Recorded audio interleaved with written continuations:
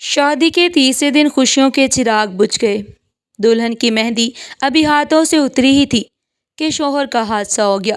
دماغ پر شدید چوٹ آئی اور وہ کوما میں چلے گئے۔ دلہن جو اپنے خوابوں کا محل بنا رہی تھی اچانک اندھیروں میں ڈوب گئی۔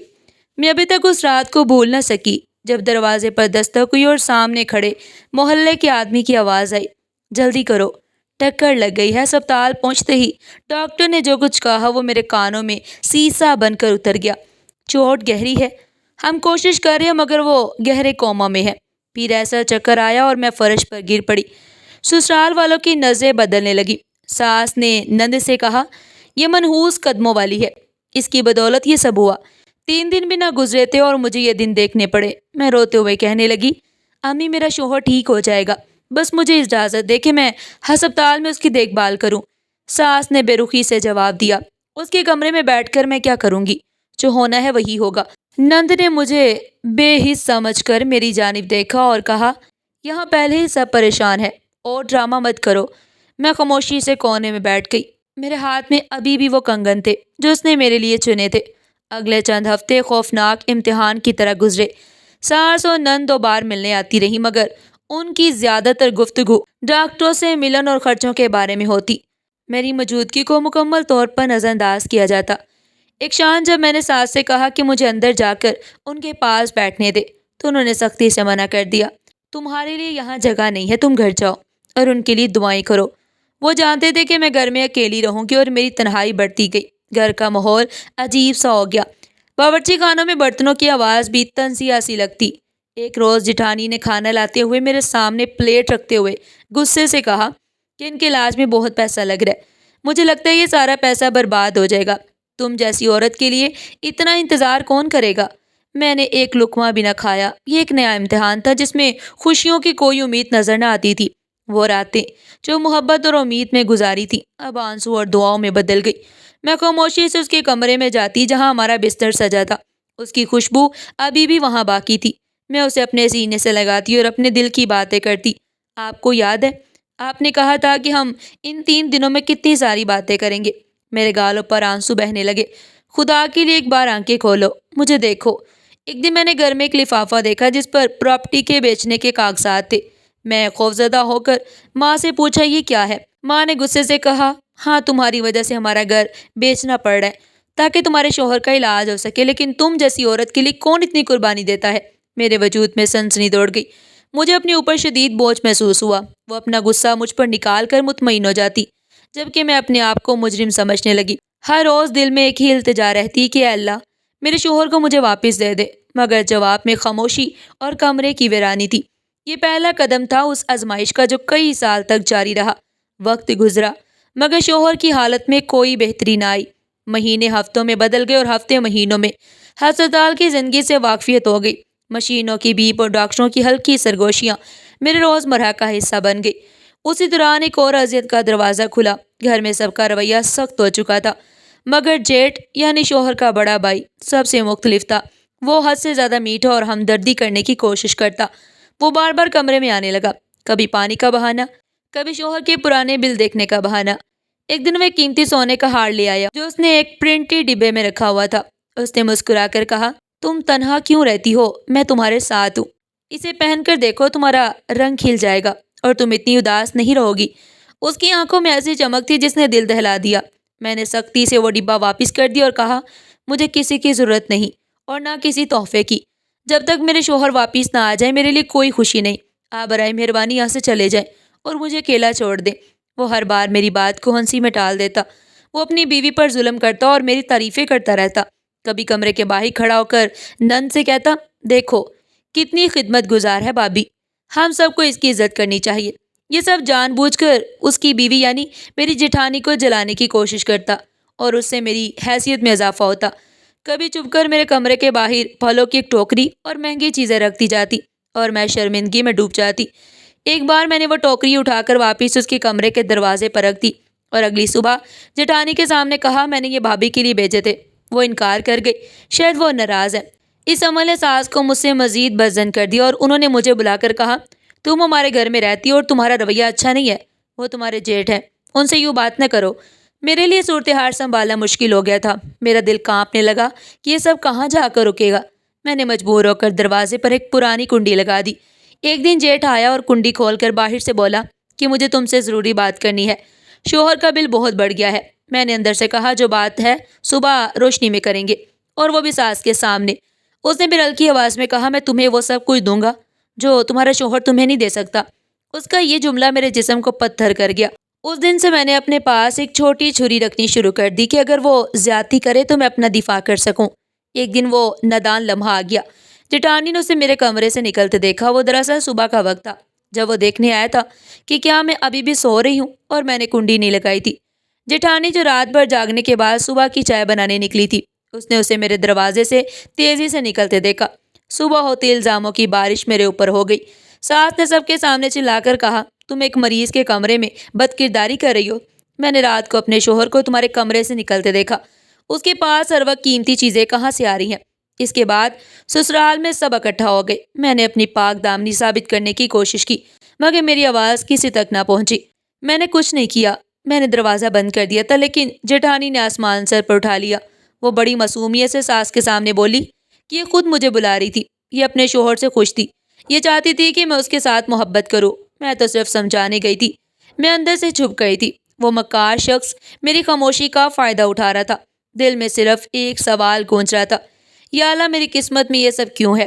کیا اس آزمائش کا کوئی انجام نہیں؟ آخر کار غصے سے فیصلہ سنایا گیا کہ فوراً اسے بیچ دو ورنہ ہمارے بیٹے کی زندگی خطرے میں پڑ جائے گی۔ ہم نے پہلے ہی گھر بیچ دیا ہے، اب اس بدنامی کی وجہ سے ہمارا دوسرا بیٹا بھی برباد ہو جائے گا۔ نندے دروازے پر کھڑے ہو کر محلے والوں کو بلایا گیا اور کہا یہ ہماری عزت خراب کر رہی ہے۔ ان تمام واقعات کے بعد سسرال میں میرا رہنا ناممکن ہو گیا۔ ایک بھی شخص میری طرف ہمدردی سے نہیں دیکھ رہا تھا۔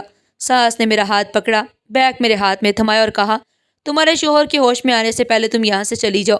میں نہیں چاہتی کہ وہ سب کے بعد بھی اس عورت کو دیکھے۔ میری خاموشی کو سب نے میری کمزوری سمجھ لیا۔ وہ سمجھے دے کہ میں قصوروار ہوں، اسی لیے خاموش ہوں۔ سسرال کا ماحول مزید اذیت ناک ہو گیا اور میں ذلت کے بوجھ تلے دب کر اپنے گھر لوٹ آئی۔ میں روٹھے دل اور خالی آنکھوں کے ساتھ گھر پہنچی۔ گھر میں داخل ہوتے ہی امی نے میری حالت دیکھی اور مجھے گلے سے لگا لیا مگر ان کی آنکھوں میں فکر کے گہرے بادل چھائے تھے۔ وہ چپکے سے پوچھ رہی تھی کیا ہوا، سب ٹھیک تو ہے؟ میں نے بس رو کر کہا امی مجھ سے کچھ مت پوچھے، بس مجھے یہاں رہنے دے۔ بھائی خاموش رہا۔ وہ خبریں پہلے ہی سن چکا تھا اور اس کی خاموشی میں ساس والوں کے الزامات گونج رہے تھے۔ بھائی کی پیشانی پر ناخوشی تھی۔ میں چاہتی تھی کہ یہاں سکون ملے مگر بھابھی نے آتے ہی میرا سامان ایک طرف پھینکا اور منہ بناتے ہوئے کہا تم اپنی مصیبتیں لے کر یہاں کیوں آ گئی؟ کیا تمہارا شوہر تمہیں واپس نہیں رکھے گا؟ ہمارا گھر پہلے ہی چھوٹا ہے، یہاں کسی غیر مرد کو بلا کر ہماری عزت خراب نہ کرنا۔ میں تمہیں خبردار کر رہی ہوں۔ وہ بار بار تانے دیتی کہ ہمارے بھی چھوٹے چھوٹے بچے ہیں، میرے بچوں کو یہاں رہنا ہے اور تمہاری وجہ سے میرا کمرہ بھی چھوٹا ہو گیا ہے۔ میرا تو یہاں رہنا بوجھل ہوتا گیا۔ اگلے دن ساس کا فون بھائی کے پاس آیا۔ وہ فون پر چلا رہی تھی اگر تمہاری بہن دوبارہ ہسپتال آئی تو میں سب جگہ بدنامی کر دوں گی۔ ہماری عزت پہلے ہی نیلام ہو چکی ہے۔ یہ سب بھائی نے مجھے سنا دیا اور کہا کہ تم کہیں مت جانا۔ اس کے بعد ہسپتال جانے کے لیے مجھے جیٹ کی ضرورت ہوتی تھی۔ وہی واحد شخص تھا جس ہسپتال میں داخل ہونے کی اجازت تھی کیونکہ وہ بڑا بیٹا تھا۔ لیکن اب ساس کی دھمکی کی وجہ سے جیٹ نے سختی سے روک لگا دی کہ میں تمہارے شوہر کی خدمت نہیں کر سکتا اور نہ ہی تمہیں وہاں لے جاؤں گا۔ تمہاری وجہ سے مجھے اپنی زندگی خراب نہیں کرنی۔ تم یہی رہو اور میرے لیے کوئی پریشانی نہ کھڑی کرو۔ اس رویے نے مجھے مزید اکیلا کر دیا۔ بھابھی کی بدتمیزیاں ہر گزرتے دن کے ساتھ بڑھتی ہی چلی جا رہی تھی۔ وہ جان بوجھ کر ٹی وی کی آواز اونچی کر دیتی۔ جب میں نماز پڑھ رہی ہوتی، جب میں بستر پر لیٹی ہوتی تو وہ کہتی جب سے تم آئی ہو گھر کی روٹی بھی کم پڑنے لگی ہے، اتنا کیوں کھاتی ہو؟ تمہیں تو اپنے شوہر کی فکر ہونی چاہیے۔ ایک دن میں نے اسے اپنے برتن خود دھوتے ہوئے دیکھا جس پر اس نے تیکھے لہجے میں کہا ہمارے گھر میں نوکرانیوں کے لیے جگہ نہیں ہے۔ میں نے رونا چھوڑ دیا اور خاموشی اختیار کر لی۔ مجھے محسوس ہوا کہ میکے کی بنا بھی کانٹوں سے بڑی پڑی ہے کہ یا اللہ میرے شوہر کو صحت مل جائے یا پھر موت تاکہ میں اس اذیت ناک زندگی سے باہر نکل سکوں۔ جیٹ کے میرے حسن اور میرے اکیلے پن کا فائدہ اٹھانے کی کوششیں بڑھتی ہی چلی جا رہی تھی۔ وہ کسی نہ کسی بہانے بھائی کے ذریعے ہسپتال کے ضروری کاغذات لانے کا کہہ کر مجھ سے رابطہ رکھتا۔ ایک دن جب مجھے شوہر کو دیکھنے کی اجازت نہ ملی، میں ہر چھوٹے موقع کی تلاش میں رہتی تھی۔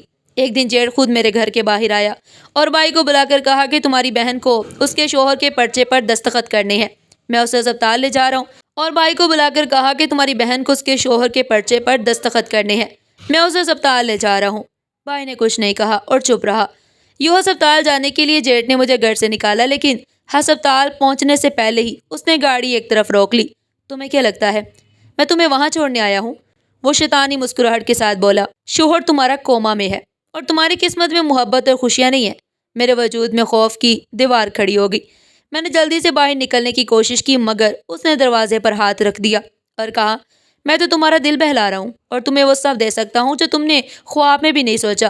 وہ ہسپتال کے بہانے مجھے کبھی پارک، کبھی ریسٹورنٹ کی پوشیدہ کونوں میں لے جاتا اور پھر شہر کے باہر ایک اعلیٰ ہوٹل کے گیٹ تک لے جانے لگا۔ ایک دن اس نے ایک معروف ہوٹل کے قریب گاڑی روکی اور کہا، یہ تمہارے لیے نیا جوڑا ہے، اسے پہن کر اندر آؤ، میں تمہارا انتظار کروں گا۔ میرے وجود میں خوف کی دیوار کھڑی ہو گئی۔ میں نے اسے کہا، لوگ دیکھیں گے تو کیا کہیں گے؟ میرا شوہر بستر پر پڑا ہے اور میں تمہارے ساتھ ہوٹلوں میں گھوم رہی ہوں۔ مجھے ہسپتال جانا ہے۔ میں نے آنکھوں میں آنسو لاتے ہوئے التجا کی، مگر وہ مکار ہنسی کے ساتھ کہتا، میں تو تمہارا دل بہلا رہا ہوں، کوئی نہیں دیکھے گا، اور کسی نے دیکھا بھی تو میں سنبھالوں گا۔ ویسے بھی تم ہسپتال میں ہو اور وہاں بھی تم پر الزام لگ چکے ہیں۔ میری بات مانو، میں تمہیں خوش رکھوں گا۔ میں نے وہ جوڑا پکڑ کر کھڑکی سے باہر پھینک دیا، جس سے وہ غصے میں لال پیلا ہو گیا۔ تم نے یہ اچھا نہیں کیا، تم نے میرا غصہ نہیں دیکھا۔ میں نے کہا، میں اس سے زیادہ کچھ نہیں سن سکتی۔ اگر تم نے اب مجھے ہسپتال نہ پہنچایا تو میں ایسی سڑک پر چلا کر لوگوں کو تمہاری حقیقت بتا دوں گی۔ وہ میری اس بات سے وقتی طور پر گھبرا گیا اور غصے میں گاڑی موڑ لی۔ اس دن اس نے مجھے ہسپتال چھوڑا، مگر جاتے ہوئے دھمکی دی کہ میں تمہیں اتنی آسانی سے نہیں چھوڑوں گا، تمہیں میرے پاس واپس آنا پڑے گا۔ میں وہاں سے اپنے شوہر کے کمرے میں گئی اور مشینوں کی آواز کے درمیان بیٹھ کر رونے لگی۔ یہ بات بھی جھوٹی نکلی کہ وہی شخص تھا جس نے داخلے کی اجازت دی۔ دراصل وہ ساس کے ساتھ مل کر مجھے دور رکھنا چاہتا تھا۔ جب اس نے مجھے کمرے میں دیکھا تو وہ پریشان ہو گئی اور مجھے واپس جانے کو کہا۔ میرے اندر مایوسی کی آگ مزید بھڑک اٹھی۔ میں ہر لمحہ اللہ سے پناہ مانگتی رہی کہ وہ مجھے اس شیطانی صفت شخص سے نجات دلائیں۔ جیٹ کی بڑھتی ہوئی جسارتیں اور میکے کے گھر میں بابی کی تلخیاں میری زندگی کو جہنم بنا رہی تھی۔ امی نے میرے لیے رات کو کمرے کا الگ بندوبست کر دیا تاکہ میں جیٹ کی نظروں سے دور رہوں، لیکن وہ رات میری زندگی کا سب سے خوفناک لمحہ لے کر آئی۔ رات کے تقریباً 2 بجے ہوں گے۔ دروازے پر پہلے ہلکی سی دستک ہوئی۔ میں نے پھر اگنور کیا، لیکن پھر تالے ٹوٹنے کی آواز سنائی دی۔ جیٹ چپکے سے میرے کمرے میں آیا۔ اس کے ہاتھ میں دستانہ تھا اور چہرے پر درندوں جیسی مسکراہٹ۔ میں نے فوراً پلنگ سے نیچے اتر کر اس کا راستہ روکا اور چیخ کر کہا، خبردار، قریب مت آنا۔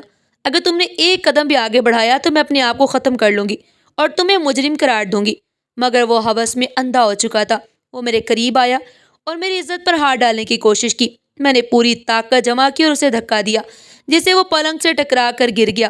اس کے گرنے کی آواز سن کر بھائی اور بھابھی دوڑتے ہوئے میرے کمرے میں آئے۔ وہ موقع دے کر اپنے کپڑوں کو بکھیر کر فرش پر بیٹھ گیا اور مظلوم بن کر رونے لگا۔ وہ چیخ کر بولا، اس نے مجھے بلایا تھا، اس نے کہا اگر میں نہ آیا تو وہ زہر کھا لے گی۔ میں تو صرف سمجھانے آیا تھا، مگر اس نے مجھ پر حملہ کیا۔ حیرت یہ کہ الزام مجھ پر لگا۔ بھائی نے جو پہلے ہی سسرال کی باتیں سن کر شک میں تھا، میری بات سنے بغیر ایک زوردار تھپڑ میرے منہ پر دے مارا اور کہا، تم نے یہاں بھی وہی سب شروع کر دیا؟ کیا تم چاہتی ہو میں ذلیل ہو جاؤں؟ بھابھی نے فوراً جیٹ کو اٹھایا اور اس کی طرف داری کرتے ہوئے کہا، یہ عورت ہماری عزت خراب کر دے گی، اسے یہاں سے نکال دو، ورنہ میں اور بھائی یہاں نہیں رہیں گے۔ سب نے مجھے برا بھلا کہا۔ میرے پاس صفائی دینے کے لیے الفاظ نہیں بچے۔ بھائی نے میرا بازو پکڑا اور گھسیٹتے ہوئے گھر سے باہر نکال دیا۔ دروازہ زور سے بند کر دیا۔ میں زمین پر گر گئی۔ سردی کی رات تھی، بدن پر صرف ایک چادر تھی۔ میری روح چور چور ہو گئی۔ مجھے یقین نہیں آ رہا تھا کہ میں نے اپنے والدین کے گھر میں بھی عزت کھو دی۔ میں کچھ دیر دروازے کے سامنے بیٹھی رہی، اس امید پر کہ کوئی دروازہ کھولے گا، مگر اندر سے مکمل خاموشی تھی۔ یوں وہ رات میں نے میکے کے دروازے کے سامنے سڑک پر گزاری۔ صبح امی کی آنکھ کھلی تو مجھے باہر بیٹھے دیکھا۔ وہ تڑپ کر میرے پاس آئیں، میرا ہاتھ پکڑا اور چپکے سے اندر لے آئی، جبکہ بھائی اور بھابھی ابھی سو رہے تھے۔ امی نے مجھ سے کہا، میں تمہیں کہیں نہیں جانے دوں گی، تم میرے پاس رہو گی۔ یہ دیکھ کر بھابھی کا پارا ہائی ہو گیا۔ اگلے کئی دن گھر میں طوفان برپا رہا۔ اگر یہ عورت یہاں رہی تو میں کھانا نہیں پکاؤں گی، یہ منحوس ہے، اس نے ہمارا سکون چھین لیا ہے۔ بھابھی نے میری وجہ سے کئی بار بھائی سے جھگڑا کیا، جس پر بھائی مزید چڑچڑا ہو گیا۔ وہ اپنی بیوی اور بہن کے درمیان پھنس چکا تھا، مگر اس کی خاموشی دراصل بھابھی کا ساتھ دے رہی تھی۔ امی میری حالت دیکھ کر ٹوٹتی گئیں، ان کے چہرے پر گہری لکیریں پڑ گئیں اور وہ ہر وقت پریشان رہنے لگی۔ وہ چپکے سے میرے پاس آ کر کہتی تھی، اللہ سب ٹھیک کر دے گا، تم فکر نہ کرو۔ ایک دن میں رو پڑی اور امی سے کہا، امی میرا کوئی قصور نہیں ہے، وہ سب جھوٹ بول رہے ہیں۔ امی نے آہستہ سے کہا، میں جانتی ہوں میری بیٹی، مگر میں کیا کروں، میرا بیٹا میری نہیں سنتا۔ یہ بات کہہ کر وہ اندر چلی گئی۔ ایک رات بھابی نے تمام حدیں پار کر دی۔ اس نے امی کے سامنے شور مچایا اور کہا کہ آپ کی بیٹی کی وجہ سے ہمارے گھر میں نحوست آ گئی ہے، اسے فوراً نکالے یہاں سے۔ اگر یہ رات یہاں رکی تو یہ ہمارے لیے بدشگونی ہوگی۔ یہاں تک کہ اس نے کہا، اگر یہ رہی تو میں خود گھر چھوڑ کر چلی جاؤں گی۔ امی یہ صدمہ برداشت نہ کر سکی، ان کا دل زور سے دھڑکنے لگا اور وہ وہیں ڈرائنگ روم کے صوفے پر گر گئی۔ بھائی اور بھابھی گھبرا کر انہیں اسپتال لے گئے، مگر آدھے راستے میں ہی وہ دل کا دورہ پڑنے سے چل بسی۔ ڈاکٹروں نے تصدیق کی کہ صدمے کی وجہ سے ہارٹ اٹیک ہوا۔ میری دنیا اجڑ گئی۔ میری واحد پناہ میری ماں بھی مجھے چھوڑ کر چلی گئی۔ میں ان کے جنازے کے سائے میں اپنے وجود کو مزید خالی محسوس کرنے لگی۔ میرا بھائی جو شرمندہ تھا یا غمزدہ، اس نے بھی زیادہ دیر میرا ساتھ نہیں دیا اور بھابھی کی طرف سے خاموش رہا۔ مجھے محسوس ہوا جیسے میری ماں میری تمام پریشانیاں اپنے ساتھ لے گئی۔ امی کے گزرنے کے بعد بھابھی کا رویہ مزید تلخ ہو گیا۔ اب تو وہ کھل کر مجھ پر اپنا غصہ نکالتی تھی۔ چونکہ اب امی نہیں تھی جو میری حمایت کرتی، اس لیے میں گھر میں مکمل طور پر تنہا اور لاچار ہو گئی۔ بھابھی نے کمرے کی صفائی کا بہانہ کر کے میرا سامان باہر نکال دیا اور مجھ سے کہا کہ اپنا سامان لے کر یہاں سے چلی جاؤ۔ ایک دن بھابھی اپنے کمرے کی تلاشی کر رہی تھی، اچانک چیخ کر بولی، میرا سونے کا لاکٹ گم ہو گیا ہے۔ اس نے فوراً مجھ پر شک کیا اور کہا، یہ عورت چور ہے، یہی لے کر گئی ہوگی، اس کے پاس پیسہ نہیں ہے، یہ ضرور ہمارا سامان چراتی ہے۔ وہ لاکٹ وہی تھا جو میرے والد نے امی کو دیا تھا اور بھابھی کو بہت عزیز تھا۔ بھائی کے سامنے مجھے ذلیل کیا گیا اور کہا، تم یہاں چور بن کر کیوں آئی ہو؟ میرے گھر سے نکلو، میں نے تمہیں کتنی بار کہا تھا کہ مجھے پریشان نہ کرو۔ میں نے ہاتھ جوڑ کر کہا، میں نے کچھ نہیں کیا بھائی، اللہ مجھے معاف کرے، میں قسم کھاتی ہوں کہ یہ جھوٹ ہے۔ لیکن بھائی نے غصے سے کہا، بس کرو، میں تمہیں یہاں نہیں رکھ سکتا، تمہاری وجہ سے میری ماں مر گئی، تم جاؤ اور کبھی واپس مت آنا۔ یہ بات میرے دل میں کانٹے کی طرح چبھ گئی۔ میرا بھائی جو میرا آخری سہارا تھا، وہ بھی مجھ سے منہ موڑ چکا تھا۔ بھابھی نے فوراً میرا بیگ پکڑا جو خالی تھا اور مجھے دھکا دے کر دروازے سے باہر نکال دیا اور کہا کہ اب ہماری زندگی میں سکون آ جائے گا۔ میں دروازے پر بیٹھ کر روتی رہی۔ بارش شروع ہو چکی تھی اور میرا وجود بھیگ رہا تھا۔ میں نے سوچا کیا میری قسمت میں بس یہی ذلت اور آزمائش لکھی ہے؟ میں نے کئی بار دروازہ بجایا مگر کسی کو مجھ پر ترس نہ آیا، نہ بھائی کی آواز آئی نہ بھابھی کی۔ میرا وجود سڑک پر لاوارث سا لگ رہا تھا۔ میں نے بیگ کو سمیٹا اور خالی آنکھوں سے سڑک پر چل پڑی۔ مجھے یہ بھی یاد نہیں تھا کہ میں کہاں جا رہی ہوں، بس چلتی ہی جا رہی تھی۔ میں نے سوچا میرے پاس ایک ہی جگہ باقی ہے جہاں شاید مجھے سکون مل جائے۔ مایوس اور بکھری حالت میں بے سہارا اور شدید بارش میں بھیگتی ہوئی میں شہر کی سڑکوں پر چلتی ہی جا رہی تھی۔ میرے ذہن میں کوئی منزل نہیں تھی، کوئی ارادہ نہیں تھا، بس چلنے کی ایک ناکام کوشش تھی۔ کئی گھنٹوں کی تنہا اور بے مقصد مسافت کے بعد مجھے اپنے شوہر کا ہسپتال یاد آیا۔ میرے دل میں خیال آیا کہ میرے پاس ایک ہی پناہ باقی ہے، میں اسی کے پاس جاؤں گی۔ کم از کم شوہر کے پاس بیٹھ کر جی بھر کے رو تو لوں گی، اس کے پاس رہ کر شاید میری جان نکل جائے اور یہ سب دکھ ختم ہو جائے۔ جب میں اسپتال پہنچی تو میری حالت ایسی تھی جیسے کوئی بھوت ہو۔ میرے کپڑے گیلے تھے، چہرے پر گرد اور آنسوؤں کے نشان تھے۔ میں نے کاؤنٹر پر جا کر اپنے شوہر کا نام لیا۔ نرس نے میری حالت دیکھ کر افسوس سے مجھے دیکھا اور کہا، وہ کچھ دیر پہلے انتقال کر گئے ہیں، ان کے اذان نے کام کرنا بند کر دیا تھا۔ آپ کی ساس صاحبہ اندر ضروری کارروائی میں ہے۔ یہ خبر سن کر میرا جسم ایک بار پھر کانپ اٹھا، مگر اس بار کوئی چیخ نہ نکلی، نہ کوئی آنسو آیا۔ میرے تمام سانسیں رک گئی، ایسا لگا جیسے زمین میرے قدموں کے نیچے سے نکل گئی ہو۔ میں ایک پتھر کی مورت بن گئی۔ میری ساس باہر آئی اور مجھے دیکھ کر تلخ لہجے میں بولی، تم یہاں کیوں آئی ہو؟ تمہاری نحوست نے اسے آرام سے مرنے بھی نہیں دیا، جاؤ یہاں سے، اب اس کا کوئی تعلق تم سے نہیں۔ میں نے ان کی بات سنی ہی نہیں۔ میں دھیرے دھیرے اپنے شوہر کے کمرے کی جانب بڑھنے لگی۔ مجھے دیکھ کر کمرے کے اندر عملہ فوراً باہر نکل گیا۔ میں تڑپتی ہوئی شوہر کے سینے پر گر گئی اور سرگوشی کی، میں آپ کے بغیر کیسے جیوں گی؟ میں نے آپ کے لیے کتنا انتظار کیا، کتنی ذلتیں اٹھائیں اور آپ مجھے چھوڑ گئے۔ میں نے ان کا ہاتھ پکڑا جو ٹھنڈا ہو چکا تھا۔ یہ میری زندگی کا آخری لمحہ تھا، اب میرے پاس کھونے کو کچھ نہیں بچا تھا۔ میں نے ان کے سینے سے لگ کر رونے لگی، جہاں اب کوئی حرکت نہیں تھی، کوئی زندگی نہیں تھی۔ میں نے ہوش و حواس کھو دیے۔ میرا ہاتھ شوہر کے ٹھنڈے سینے پر تھا۔ میں نے آنکھیں کھولی تو کمرے کی ویرانی دیکھی، وہاں بس مشینوں کی دھیمی دھیمی آوازیں اور میری ہچکیاں تھیں۔ اچانک مجھے یاد آیا کہ میری ماں نے کہا تھا مشکل وقت میں قرآن کی تلاوت کیا کرو۔ میں نے شوہر کے سر کو اپنی گود میں رکھا اور سورہ یاسین پڑھنا شروع کی۔ میری آواز کمزور تھی لیکن ہر لفظ دل کی گہرائیوں سے نکل رہا تھا۔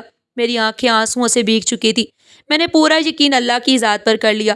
دل سے صرف ایک دعا نکل رہی تھی، یا اللہ، میرے پاس اس کے سوا کوئی نہیں، اسے واپس دے دے۔ میں ہر حال میں اس کی خدمت کروں گی۔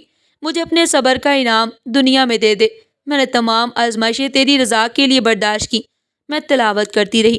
ساتھ دروازے پر کھڑی نرس سے کہہ رہی تھی، اسے نکالو، یہ مرے ہوئے شخص کو پریشان کری ہے۔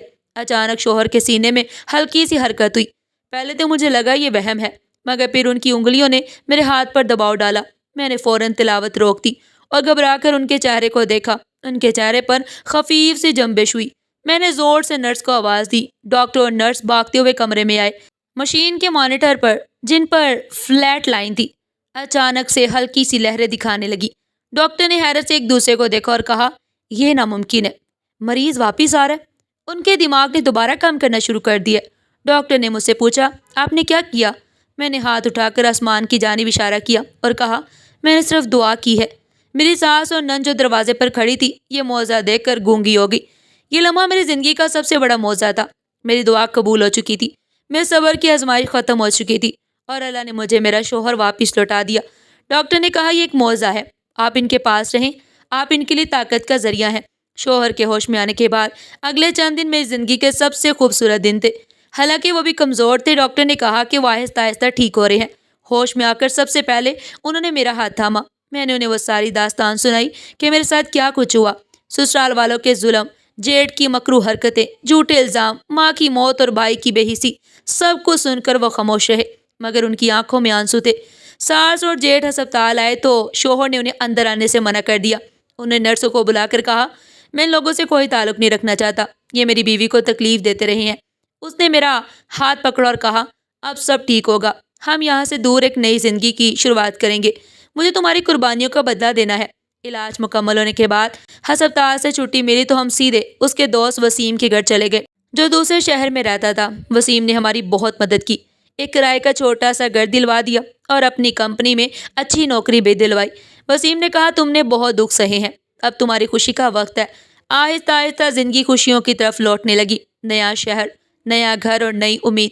ہم نے ایک نئے سرے سے سب کچھ شروع کیا۔ شوہر نے تمام رشتوں سے ناتا توڑ دیا اور میرے ساتھ سادہ مگر سکون بھری زندگی کی شروعات کی۔ پہلے مہینے کی تنخواہ سے وہ میرے لیے پھول اور ایک چھوٹی سی سونے کی بالی لائے اور کہا، میں تمہیں وہ سب کچھ واپس دوں گا جو تم نے کھو دیا تھا۔ میں نے ان کے ہاتھ سے بالی لی اور کہا، مجھے بس آپ واپس مل گئے ہیں، یہی میرے لیے سب کچھ ہے۔ میں برسوں کے دکھ بھول کر نئے خواب دیکھنے لگی، چھوٹی چھوٹی چیزوں میں خوشی ڈھونڈنے لگی۔ ہسپتال کی یادیں دھیرے دھیرے مدھم پڑنے لگی۔ نئے شہر میں ہماری زندگی نے ایک پرسکون رخ اختیار کر لیا۔ شوہر اپنی نئی نوکری میں بہت محنت کر رہے تھے اور میں گھر سنبھالتی تھی۔ ہم اکثر شام کو چھوٹی سی بالکنی میں جا کر بیٹھ جاتے، چائے پیتے اور مستقبل کے بارے میں باتیں کرتے۔ شوہر ہمیشہ مجھے ہنسانے کی کوشش کرتے اور کہتے، دیکھو میں نے تمہیں کتنے مشکل وقت میں چھوڑ دیا تھا، تم نے پھر بھی میرا انتظار کیا۔ میں جواب دیتی، محبت کبھی انتظار نہیں چھوڑتی۔ کچھ مہینوں بعد اللہ نے مجھے ماں بننے کی خوشخبری دی۔ یہ خبر ہمارے لیے کسی دوسرے معجزے سے کم نہیں تھی۔ میں نے سب سے پہلے اپنی نئی دوست سارا کو یہ بات بتائی، جو میرے پڑوس میں رہتی تھی۔ شوہر جب شام کو گھر آئے تو میں نے ان کے سامنے پھولوں کا گلدستہ رکھا اور کہا، آپ کو ایک بہت بڑی خوشخبری دینی ہے۔ شوہر کی آنکھوں میں ایسی روشنی اتر آئی جو میں نے پہلے کبھی نہیں دیکھی تھی۔ وہ بے اختیار جھک گئے اور میرے ماتھے پر بوسہ دیا اور کہا، یہ ہمارا سب سے بڑا انعام ہے، اور آنے والے بچوں کے لیے دعائیں کرنے لگے۔ شوہر نے بچے کی تیاری کے لیے مزید محنت شروع کر دی اور ایک پارٹ ٹائم جاب بھی پکڑ لی۔ میرے دل میں سکون اترنے لگا، اندھیرے ختم ہو گئے تھے۔ میری زندگی میں وہ دن واپس آ گئے تھے جن کا میں نے شادی کی رات خواب دیکھا تھا۔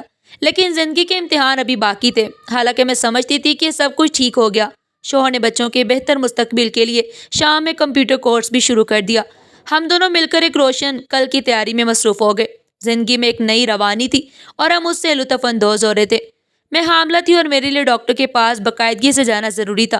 ایک دن میں شوہر کے ساتھ ڈاکٹر کے پاس گئی، جو شہر کے ایک بڑے پرائیویٹ ہسپتال میں پریکٹس کرتی تھی۔ ہم اپنے نمبر کے آنے کا انتظار کر رہے تھے کہ کوریڈور میں اچانک مجھے ایک جانی پہچانی صورت نظر آئی۔ میرے دل کی دھڑکن تیز ہو گئی۔ وہ میری جٹھانی تھی۔ اچانک وہ میرے سامنے آ گئی، مگر یہ وہ جٹھانی نہیں تھی جو ہنس کر مجھے تانے دیتی تھی۔ اور ہر وقت سجے ہوئے کپڑوں میں رہتی تھی۔ اس کا حال بہت ہی برا تھا، کپڑوں سے لگ رہا تھا جیسے کئی دنوں سے نہ بدلے ہوں۔ چہرہ پیلا ہو چکا تھا اور آنکھوں کے گرد سیاہ ہلکے تھے، بال بکھرے ہوئے اور ہاتھوں میں ایک پرانا پلاسٹک کا تھیلا۔ وہ کسی نٹ سے جگڑ رہی تھی اور بہت پریشان لگ رہی تھی۔ مجھے دیکھتے ہی وہ چونک گئی، اس کے چہرے پر ایک عجیب خوف طاری ہو گیا۔ اس نے مجھے پہچان لیا اور تیزی سے میرے قدموں میں گر گئی۔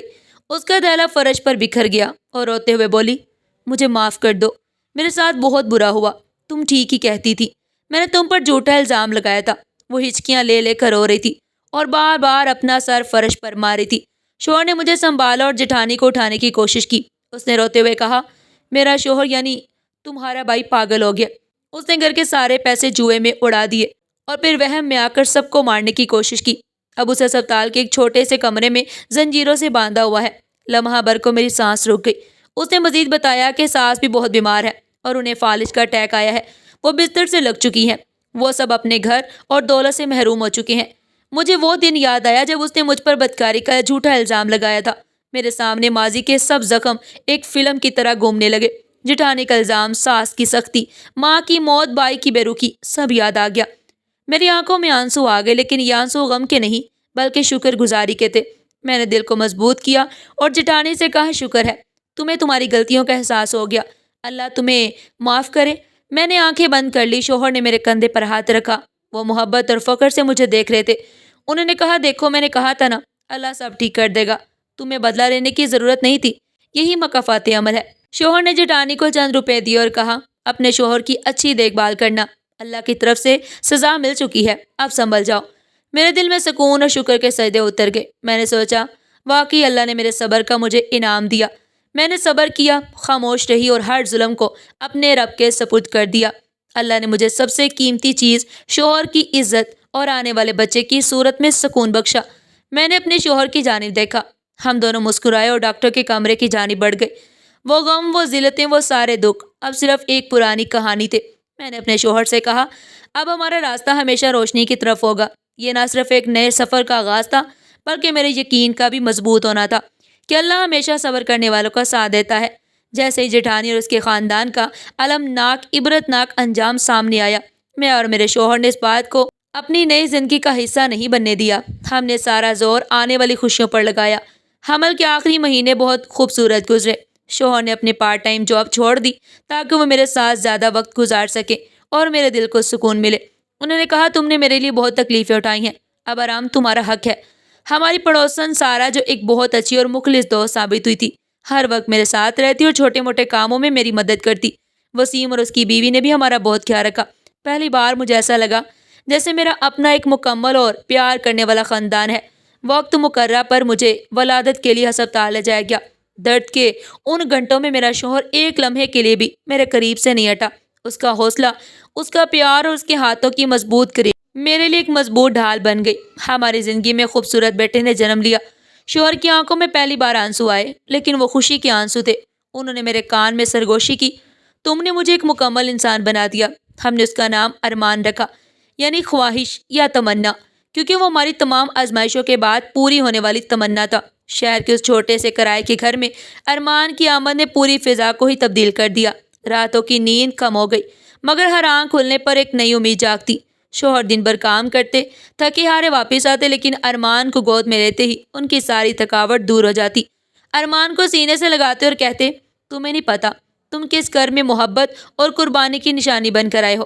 ارمان کی ہنسی ہماری زندگی کا محور بن گئی۔ ہماری وہ سادہ زندگی بہت پرسکون تھی، لیکن ماضی کا سایہ مکمل طور پر ختم نہیں ہوا۔ ایک دن ہم اپنے بیٹے کے لیے خاص کھلونے کی تلاش میں شہر کے بڑے بازار میں گئے۔ جب ہم ایک گلی سے گزر رہے تھے تو مجھے سڑک کی دوسری طرف میری نند جیسی ایک عورت نظر آئی۔ وہ کافی کمزور اور پریشان حال لگ رہی تھی اور ایک دکان کے پاس کھڑی تھی، جیسے کسی چیز کا انتظار کر رہی ہو۔ میرا دل زور زور سے دھڑکا، میرے ہاتھ سے ارمان کا کھلونا گر گیا۔ میرے چہرے پر خوف کے آثار دیکھ کر شوہر نے فوراً میرا ہاتھ تھاما اور پوچھا، کیا ہوا؟ میں نے ڈرتے ہوئے اس طرف اشارہ کیا۔ شوہر نے ایک نظر اس عورت کی جانب دیکھا جو واقعی میری نند ہی تھی، مگر اب وہ کسی فقیر جیسی لگ رہی تھی۔ شوہر نے فوراً میرا ہاتھ پکڑا اور کہا، جلدی چلو، ہمیں یہاں نہیں رکنا، ان لوگوں کے لیے ہماری دنیا میں کوئی جگہ نہیں۔ ہم تیزی سے وہاں سے نکل گئے۔ اس واقعے نے مجھے یاد دلایا کہ ہمارا ماضی ایک سایہ ہے جو کسی بھی وقت ظاہر ہو سکتا ہے۔ مجھے کچھ دیر کے لیے بہت بے چینی محسوس ہوئی۔ میں نے رات کو شوہر سے کہا یہ سب واقعی ختم ہو جائے گا۔ شوہر نے ارمان کو سینے سے لگایا اور کہا ختم ہو چکا ہے، ہم ان لوگوں کے لیے مر چکے ہیں، اب ہماری دنیا ارمان ہے اور ہم اس میں کسی کو داخل نہیں ہونے دیں گے، ہمیں مضبوط رہنا ہے۔ شوہر کی باتوں نے میرے دل میں اطمینان بھر دیا۔ انہوں نے ارمان کو لوری دی اور ہم سب ایک نئے اعتماد کے ساتھ سو گئے۔ وقت ایک پرسکون دریا کی طرح بہتا رہا۔ 5 سال گزر گئے۔ ارمان ایک ذہین اور شرارتی بچہ بن چکا تھا جس کی باتیں اور معصومیت ہمارے گھر کی رونق تھی۔ شوہر نے اپنی سخت محنت اور قابلیت سے کمپنی میں ایک اعلیٰ عہدہ حاصل کر لیا، مگر ان کا خواب اپنا کام شروع کرنے کا تھا۔ اپنے دوست وسیم کے ساتھ مل کر انہوں نے ایک چھوٹی سی IT فرم قائم کی۔ اس کے لیے بڑی محنت درکار تھی۔ اکثر شوہر رات دیر تک کام کرتے، لیکن اب یہ محنت کسی اور کے لیے نہیں بلکہ ہمارے اپنے مستقبل کے لیے تھی۔ شوہر کی کمپنی تیزی سے ترقی کر رہی تھی۔ 1 سال کے اندر ہم نے فیصلہ کیا کہ اب کرائے کے گھر سے نکل کر اپنا ایک چھوٹا سا گھر خریدا جائے۔ یہ ہماری زندگی کا سب سے بڑا سنگ میل تھا۔ جس دن ہم نے اپنے نام کی تختی دروازے پر لگائی وہ میری زندگی کا دوسرا سب سے خوشی کا دن تھا۔ شوہر نے چابیاں میرے ہاتھ میں رکھی اور کہا یہ تمہارے صبر کا گھر ہے، اس کو اپنی مرضی سے سجا لو۔ یہ گھر چھوٹا تھا مگر اس میں محبت اور سکون کی پوری دنیا آباد تھی۔ میں نے بھی اپنے شوق اور صلاحیتوں کو استعمال کرنے کا فیصلہ کیا۔ میں نے اپنے گھر پر ہی ہینڈی کرافٹس اور ہوم میڈ فوڈ کا ایک چھوٹا سا کاروبار شروع کیا۔ شروع میں صرف سارا اور اس کی دوستیں ہی میرے گاہک تھیں، لیکن میری محنت اور کھانے کے ذائقے نے جلدی مجھے پورے محلے میں مشہور کر دیا۔ یہ چھوٹا سا کام نہ صرف مجھے مالی طور پر مضبوط کر رہا تھا بلکہ مجھے ایک نئی پہچان بھی دے رہا تھا۔ اب میں صرف کسی کی بیوی یا ماں نہیں بلکہ کامیاب ہو رہی تھی۔ شوہر ہمیشہ میرے کام کی تعریفیں کرتے اور میرے ہر آرڈر کو وقت پر پہنچانے میں مدد دیتے۔ زندگی میں سکون اور کامیابی آنے کے بعد ہم نے ماضی کے زخموں کو بھرنے کا فیصلہ کیا۔ ہم نے وعدہ کیا کہ ہم اپنے دکھ دل میں نہیں دبائیں گے۔ شام کو ارمان کے سو جانے کے بعد بیٹھتے اور ان دونوں کی باتیں کرتے۔ شوہر اکثر مجھ سے پوچھتے جب تم دروازے پر کنڈی لگاتی تھی تو کیا سوچتی تھی، یا جب بھائی نے تمہیں نکالا تو تمہیں کیسا لگا؟ وہ لمحوں کو لفظوں میں لا کر ہلکا کرنا چاہتے تھے۔ اس کھلے پن نے ہمارے رشتے کو اور مضبوط بنا دیا۔ ہم نے محسوس کیا کہ وہ آزمائشیں ہمیں توڑنے کی بجائے جوڑ گئی ہیں۔ اب ہماری محنت کسی بھی چیلنج کا مقابلہ کر سکتی تھی۔ وسیم اور اس کی فیملی ہمارے لیے ایک نئے خاندان کی طرح تھے اور ہم نے انہیں کبھی یہ محسوس نہیں ہونے دیا کہ ہم ان پر بوجھ ہیں۔ 5 سال کی مسلسل محنت کے بعد شوہر کی کمپنی ایک کامیاب ادارہ بن چکی تھی۔ ان کا نام شہر کے کاروباری حلقوں میں آنے لگا۔ وسیم نے مشورے سے کمپنی کی پروموشن کے لیے شوہر کی تصویر کے ساتھ ایک اخبار میں مضمون شائع کروایا۔ ہمیں خوشی تھی، لیکن اسی لمحے ماضی نے ایک بار پھر دستک دی۔ ایک صبح شوہر دفتر جا چکے تھے کہ گھر کی گھنٹی بجی۔ میں نے دروازہ کھولا تو سامنے میرا بھائی کھڑا تھا۔ اس کے چہرے پر شرمندگی، تھکن اور مجبوری کی صاف لکیریں دکھائی دے رہی تھی۔ وہ پرانے میلے کپڑوں میں تھا اور بہت بکھرا ہوا لگ رہا تھا۔ اس نے مجھے دیکھا اور آنکھوں میں آنسو آ گئے۔ تم یہاں ہو؟ میں تمہیں کب سے ڈھونڈ رہا تھا۔ وہ تیزی سے اندر آنے کی کوشش کرنے لگا مگر میں نے دروازے پر ہاتھ رکھ کر روکا۔ میرے دل میں شدید طوفان اٹھا۔ یہ وہی بھائی تھا جس نے مجھے بارش کی رات گھر سے نکال دیا۔ تم کیوں آئے ہو؟ میں نے کانپتی آواز میں کہا۔ میں تم سے معافی مانگنے آیا ہوں۔ وہ بولتے ہوئے زمین کی طرف دیکھنے لگا۔ وہ کہہ رہا تھا بھابھی نے بتایا کہ تم چور نہیں تھی اور انہوں نے تمہیں ذلیل کر کے غلط کیا۔ وہ اب خود بہت پریشان ہے۔ اس کی آواز میں سچائی تھی مگر لہجے میں خود غرضی چھپی ہوئی تھی۔ میں نے روتے ہوئے کہا تمہاری وجہ سے ہماری ماں مر گئی۔ تم نے مجھے بے عزت کر کے سڑک پر چھوڑ دیا۔ تمہارے غلط فیصلے نے میری پناہ مجھ سے چھین لی۔ تم نے مجھے اس شخص کے حوالے کیا جو میری عزت لوٹنا چاہتا تھا۔ اسی وقت شوہر واپس آ گئے۔ شاید وہ کچھ بھول گئے تھے۔ انہوں نے بھائی کو دیکھا تو ان کی آنکھوں میں غصہ بھڑک اٹھا۔ شوہر نے میرا بازو تھاما اور کہا تم یہاں کیا کر رہے ہو؟ تمہیں کس نے اجازت دی ہماری زندگی میں آنے کی؟ بھائی نے ہاتھ جوڑے اور بولا بہن مجھے معاف کر دو۔ بھائی مجھے ایک موقع دو۔ میں نے سنا ہے تمہارا کام بہت اچھا چل رہا ہے۔ میں بے روزگار ہوں، میری مدد کر دو۔ یہ وہ لمحہ تھا جب کہانی اپنے آخری موڑ پر پہنچ گئی۔ میں نے شوہر کا ہاتھ تھاما اور ایک گہرا سانس لیا۔ میں نے کہا دیکھو بھائی، میں تمہیں ہر اس بات کے لیے معاف کرتی ہوں جو تم نے میرے ساتھ کی، کیونکہ تم میری ماں کے بیٹے ہو، لیکن تم نے میری زندگی نہیں میری ماں چھین لی تھی اور اس درد کو میں کبھی نہیں بھول سکتی۔ میں نے صاف کہا کہ اب ہمارا تمہاری زندگی سے کوئی تعلق نہیں۔ ہم نے یہ سکون بڑی مشکل سے پایا ہے اور میں اسے تمہاری خاطر کھونا نہیں چاہتی۔ شوہر نے جیب سے کچھ رقم نکالی اور بھائی کی جانب بڑھائی۔ یہ رکھ لو، یہ ایک بار کی مدد ہے، صرف اس لیے کہ تم میری بیوی کے بھائی ہو۔ اب جاؤ اور دوبارہ واپس مت آنا۔ ہم دعا کریں گے کہ اللہ تمہیں بہتر راستہ دکھائے۔ بھائی کی آنکھوں میں ذلت تھی مگر وہ کچھ نہ کہہ سکا۔ وہ رقم لے کر چلا گیا۔ میں نے دروازہ بند کیا اور شوہر کے گلے لگ کر رو پڑی۔ یہ فیصلہ بہت ہی مشکل تھا مگر ضروری تھا۔ یہ میرے صبر کا آخری امتحان تھا جہاں میں نے انتقام کی بجائے سکون کو چنا۔ اس دن کے بعد ہم نے کبھی پیچھے پلٹ کر نہیں دیکھا۔ ہمارا گھر، ہمارا بچہ اور ہماری محنت ہمارا سب سے بڑا سرمایہ تھے۔ ہم نے ارمان کو اللہ کے حوالے کیا اور اپنے راستے پر روشنی کے ساتھ آگے بڑھ گئے۔ ناظرین، اگر آپ کو آج کی یہ کہانی پسند آئی ہو تو ویڈیو کو دل سے لائک کریں، چینل کو سبسکرائب کریں اور زیادہ سے زیادہ اپنے دوستوں میں شیئر کریں۔ اور ہاں، چینل پر اسلامک سٹوریز کی پوڈ کاسٹ سیریز بھی موجود ہے، اس کو بھی دیکھیں اور اپنے ایمان کو تازہ کریں۔ پھر ملتے ہیں ایک نئی کہانی کے ساتھ، تب تک کے لیے اللہ حافظ۔